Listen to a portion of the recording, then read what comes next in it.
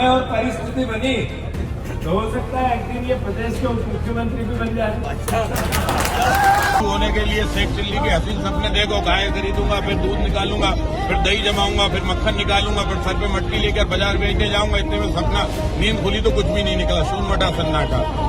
लीजिए, कांग्रेस ने एक बड़ी घोषणा कर दी है और कांग्रेस ने बता दिया है कि मध्य प्रदेश में कांग्रेस के डिप्टी सीएम होंगे आरिफ मसूद। जी हां, आप सोच रहे होंगे कि सरकार तो बीजेपी की है, फिर जीतू पटवारी ने कैसे घोषणा कर दी कि आरिफ मसूद को डिप्टी सीएम बना दिया। लेकिन अभी समय है, उससे पहले ही जीतू पटवारी ने एक बड़ी घोषणा कर दी है। आरिफ मसूद को ताज पहना दिया है डिप्टी सीएम का और इसके बाद मध्य प्रदेश की राजनीति अब गरमाने लगी है। कांग्रेस के कई नेताओं के पेट में दर्द होने लगा है तो बीजेपी भी अब तंज कसती हुई नजर आ रही है।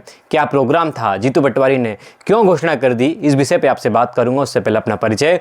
नमस्कार, मैं हूं राघव शर्मा। आप देखना शुरू कर चुके हैं दा लपेटा। मध्य प्रदेश की राजनीति में बहुत कुछ अलग होता है क्योंकि मध्य प्रदेश है भाई साहब, यहाँ अजब और गजब कुछ ना कुछ होता रहता है।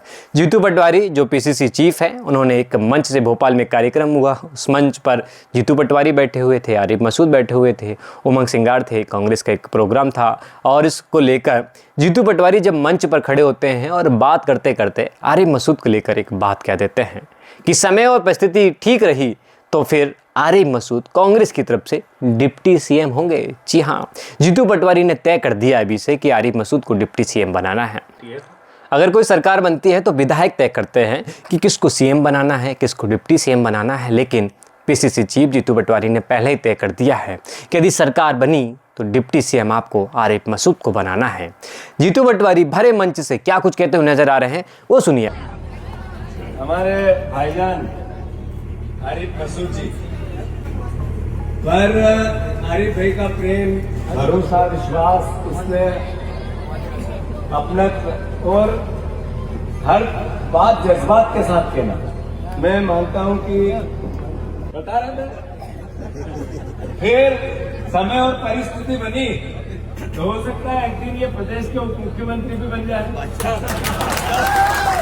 आपने सुना जीतू पटवारी को, लेकिन इस बयान के बाद मध्य प्रदेश की राजनीति तो गरमाई, लेकिन कांग्रेस के कई नेताओं के पेट में दर्द हो गया जो अपने आप को सीएम, डिप्टी सीएम और मंत्री तक समझ बैठे हैं और आने वाले चुनाव को लेकर तैयारी भी कर रहे हैं। 28 में चुनाव है। लेकिन जीतू पटवारी की इस घोषणा के बाद अब कांग्रेस के उन नेताओं के पेट में दर्द होने लगा है।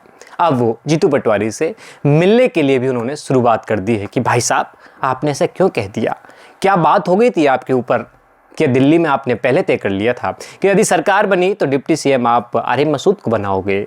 कई नेता जीतू पटवारी के बंगले पर भी पहुंच रहे हैं।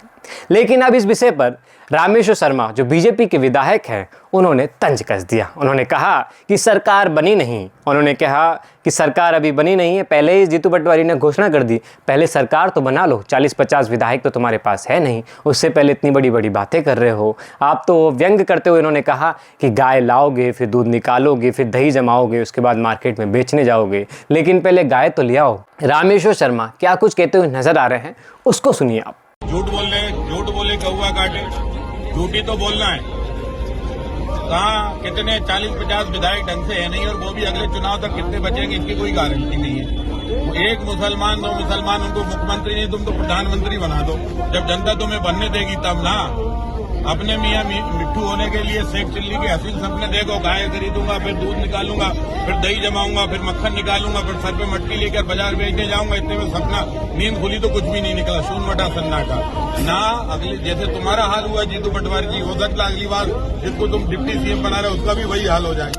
आपने सुना रामेश्वर शर्मा को। लेकिन मध्य प्रदेश की राजनीति में बयानों का बहुत महत्व है। कुछ हो जाता है तो एक बयान ही पूरी मध्य प्रदेश की राजनीति को गरमा देता है। अब जीतू पटवारी के इस बयान के बाद मध्य प्रदेश कांग्रेस में क्या भूचाल आता है, क्या हाई लेवल की कोई मीटिंग होती है, दिल्ली तक ये बात पहुंच गई है, क्या दिल्ली में इसको लेकर बैठक होगी, ये तो देखने वाली बात होगी। लेकिन आपका इस विषय पे क्या कुछ कहना है, कमेंट में जरूर बताएं।